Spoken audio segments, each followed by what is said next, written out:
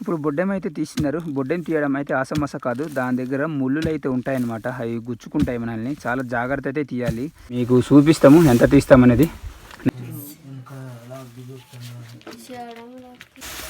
ఇప్పుడైతే ఇదిగో మిరపకాయలు, తర్వాత ఉల్లిపాయలు కర్రీ అయితే ఇంకా అయిపోయినట్టే.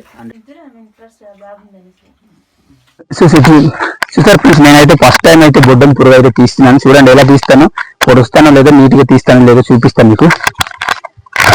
ఇలాగైతే పొడుస్తారు, ఇలాగైనా జాను కాదు, ఇది ఎలా పొడుస్తున్నా నాకు తెలియదురా.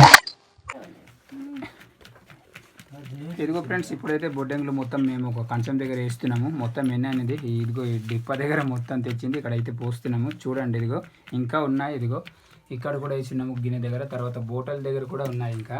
సో ఈ మొత్తం కలిపితే ఎంత అనేది లాస్ట్లో మీకు చూపిస్తాం చూడండి. ఇదిగో ఫ్రెండ్స్, చేస్తారా బొడ్డెం పురుగులు కంచం